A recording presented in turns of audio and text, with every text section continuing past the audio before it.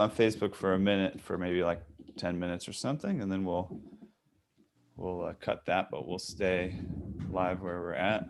It's much better light. Okay, cool. I'll start letting people in. 1 minute. Okay.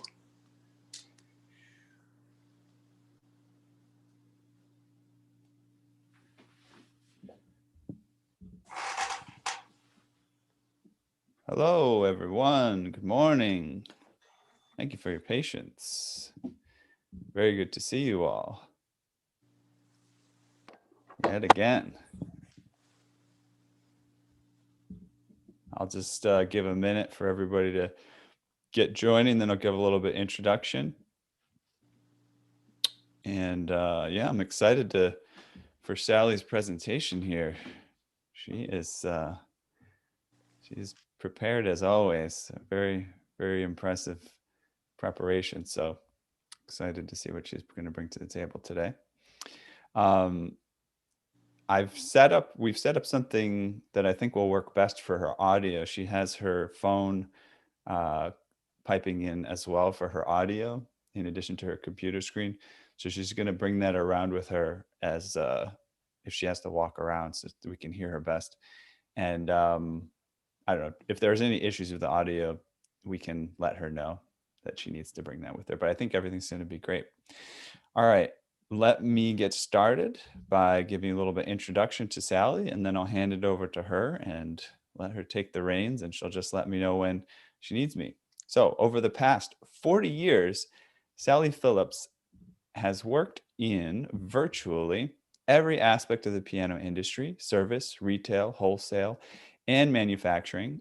She has tuned and prepared pianos for recordings and concerts in such venues as Town Hall in NYC, Alice Tully Hall, the Kennedy Center, and for the Cincinnati Symphony Orchestra, the BBC Concert Orchestra, and the Vienna Philharmonic.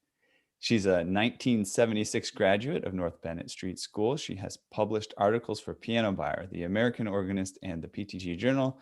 She lives in Columbus, Georgia, dealing in Steinway and other fine pianos as Piano Perfect LLC.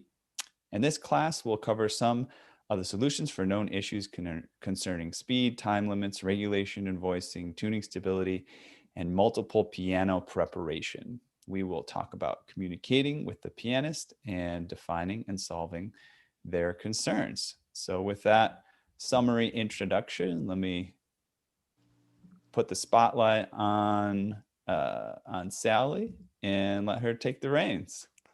Welcome, Sally. It's great to see you. And it's great to have a group here this morning. I know it's early for you out west, but it's middle of the day for me right here. But anyway, I live in Columbus, Georgia. I have a Steinway dealership. I've been a tuner technician since '76. Larry Fine and I were actually in the same class at North Bennett Street, and that's how I met Larry. And so, you know, we've been sort of having a mind meld for 40 years now. And so that's made it a lot of fun. Now, the first thing we're going to talk about today, and you can put up slide one, just put up the first slide one on the PowerPoint. Okay, give me 1 minute. I'll load those up at one second. We're going to talk about Steinway Ds. This is mostly concert prep. It's going to have a little bit to do with Bs, but it's mostly Ds. And I'm going to turn around, and so you can see I brought my dolly, my big 9-foot. I've actually got 2 skids in there. And when you have to work on concert grands, the first thing you have to do is really tool up for these things. And then I'm going to turn it around here, and you can see my little action cart. And that is made of a D-skid board and a cheap dolly and some uprights. And it is exactly the height of most concert grands. And I can put that in my trailer. I can put that in my in the van and take it wherever I need it, so that I've got that at places that we have to work on. The other thing, if you can get the next slide, is a leg. Here, let me bring And up then, the slides 1 minute here. yeah. And the next thing that I'm going to show you is a jack that we have made. And this jack is perfect for getting pianos off the ground so that you can put them onto or off of dollies. It works great for changing legs. We have 4 of these. If you build them, you will have to have 4 of them. You cannot put a concert grand or any piano on 3 jacks. You always have to have 4, 2 for the bass end, the tail end of the piano. Ethan, can you flip back to the video, Sally, so we can see those jacks? Do what? Yeah, sure. Yeah, sure. Just a second. So let's settle in here for a second. So I got the slideshow ready to run. So let me know. Go ahead and put that first slide up. Okay. And maybe we can show the jack up close again in a minute. Yeah.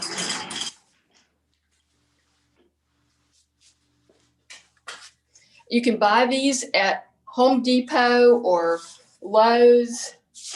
Tractor Supply has them sometimes. And these are perfect. It just makes a great little jack.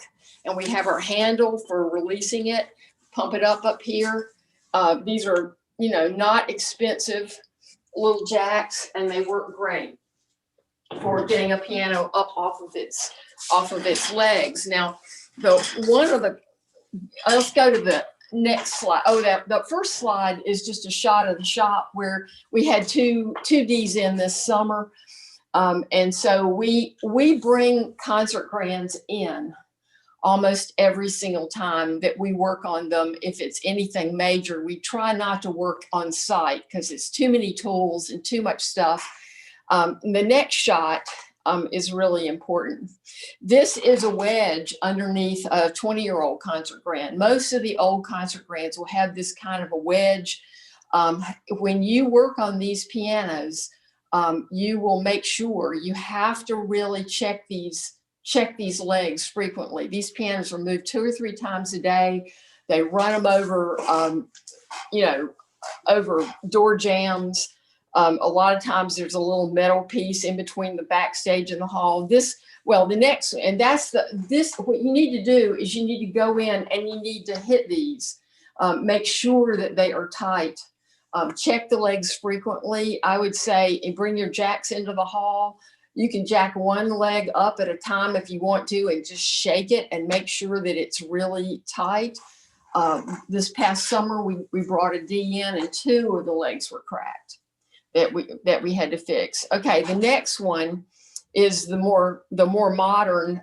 This is just it just has little bolts and a 5/16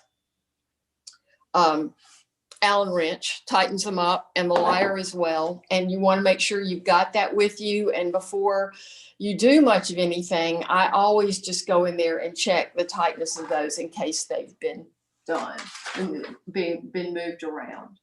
Okay, so we can go off the slides now.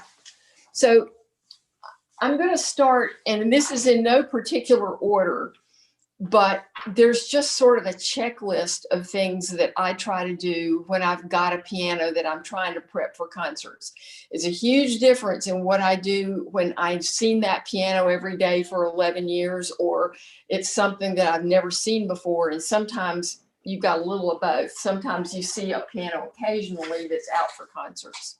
So one of the things that I think you'll find, and we have to move pianos all the time because we bring them in for service. Even if I'm doing a big action job only, I will bring that concert grand into the shop so that I've got plenty of time. I'm not rushed, especially these universities. It's almost impossible to get in without being disturbed or their time shortening. So I just rather pick the whole piano up, bring it to the shop. I can work on it day and night till I have to. One of the things that happens frequently with pianos is that there's little brass nuts that are on the key strip that goes across the top of the keys these things get lost all the time. And a couple of years ago, I said, well, heck, I can make that. So I have my little leather punches, and here's some really good thick leather that I use for trap work. And I can make these. And you just punch one out. Put a little dab of CA glue in it. You let the glue set for a minute. Slide it onto the bolt, and you can screw them down and have those. I always have a little selection of them because now this will fit any size that the bolt is missing from. And you can make them larger or smaller, but I usually just carry a few just in case I get to a piano and these things are missing. I would never blame myself for losing them, but unfortunately they get lost. So I'm trying to go in some kind of logical order. When you're trying to work on a piano that hasn't been serviced in a long time, there are some things that you really need to do. You need to polish the capstan screws. You need to polish the key pins, and most technicians know that this is the drill. But one of the things that I always try to remind people is that you cannot leave any of that cleaner on those pins. This will screw up bushings and screw up everything.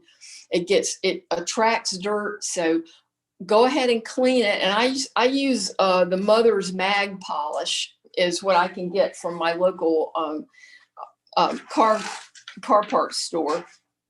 And then when I finish getting everything cleaned and polished, I take a rag with denatured alcohol and I go over every one of those pins to make sure that there's no residue left. And you'll be surprised how much stuff comes off when you think that pin is perfectly clean. Also, don't forget to polish the glide bolts in addition to the spring for the soft pedal. Check the key frame on the right side of it, on the treble end of the piano. Make sure that spring is really clean. I clean that off with metal cleaner, and again, clean everything. And then check the surface where it's hitting the key frame and make sure that it's really in good condition. It's not rough in any way. A lot of times key bushings, they will be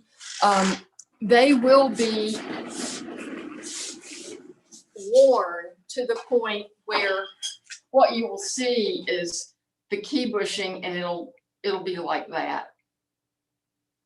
And here's your pin here. What I do is I will take an aluminum caul, the size of the key pin, and heat it up on an iron. I turn the iron upside down, put it in the clamp, set the cauls on them, and then I can take tweezers or some pliers and hold it while I push it down into the bushing. It shouldn't be terribly hot, but it's got to be hot enough so that then that bushing is straight, because this situation here, that pin is going to bind, especially if these bushings are loose. So on a lateral blow, it pushes that key over and it'll bind in that hole. It'll make the action feel sluggish, and you'll get complaints that the action's sluggish, and you go in and you look and say, hey, I don't see anything wrong with this. So one of the things that I do a lot is I iron things. And I have one of these little travel irons with me, so it doesn't take up much space. And then I can use a burn-in knife. You can use a knife for, for grapefruit, works really well. But also, I have in an emergency, I have made myself a little tool that I can sit on the iron, and it's just a scale that I've embedded in some. You can take it out, but this is great for going in underneath. You lean it up against the iron, so the transfer heat makes it's not going to be nearly as hot as the iron. So that's an advantage, because you don't want this too hot. But I go in and I will take the let off button, felt, and these are all, it's actually cloth, but it's a lot of these will have a giant dent in it on one side, like that. And two things are good about this. So you go in with this little tool, it's hot. You just go in and smooth that off really quickly. Now on brand new let-off buttons, this is going to take a little bit of the friction out of it, because all it's going to do is lay down those fibers that are up. You're not going to press into it or make it really hard. You're just going to slide it across to clean up the surface, and that'll, in some cases, it'll get rid of a dent, and it also will smooth off the new key let-off button, so that you don't have to go back and do the let-off again on a brand new action. So it's a sort of a fast way to do that. The other thing I do is I actually take the bottom of a repetition whipping and smooth off right here, just lightly, just to get rid of a little bit of the